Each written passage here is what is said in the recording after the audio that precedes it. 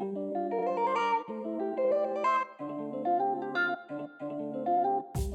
morning from Düsseldorf.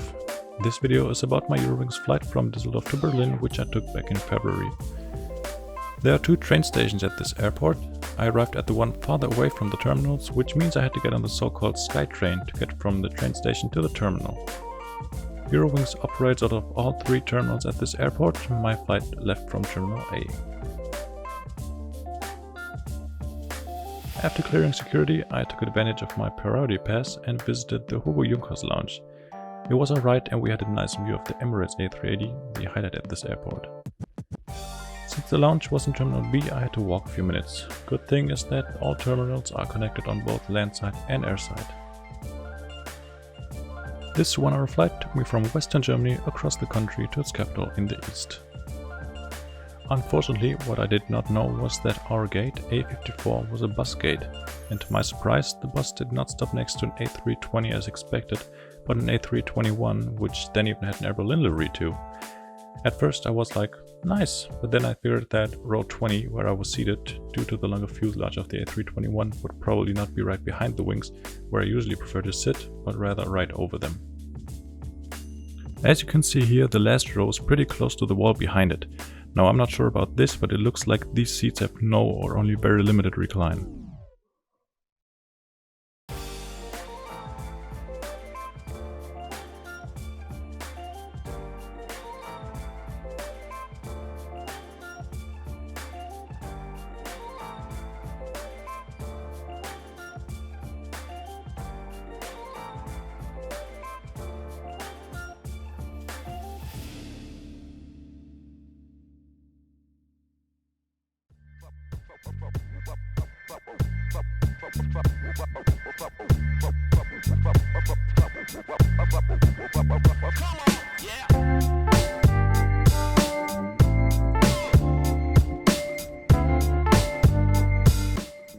Alright, let's have a quick look around the seat.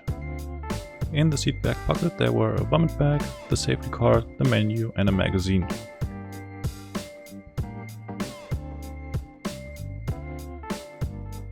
The legroom was alright, nothing special though.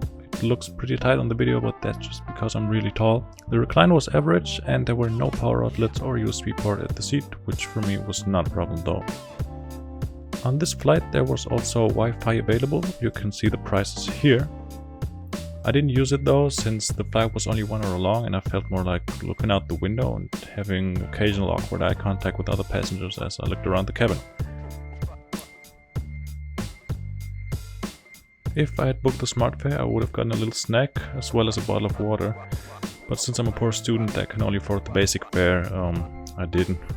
That's why I show you the menu at this point.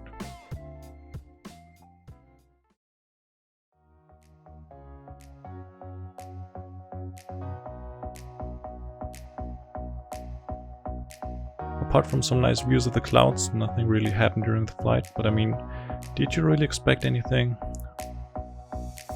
I did, however, get a quick shot of the extra legroom seats, in case you were wondering about how they look. So, what do I think of Eurowings short haul? Honestly, it's alright. Everything was as expected, apart from the type of aircraft and its livery of course, but that was just me doing bad research, or no research at all. But there's one thing why I do prefer Eurowings over other low-cost carriers in Europe: the allowed size of a carry-on bag. For me that means I can bring my cabin suitcase instead of only a small backpack, even if I chose the cheapest fare. And to me that's really important. I personally really like Eurowings, their prices are really reasonable and I get what I expected without any surprises.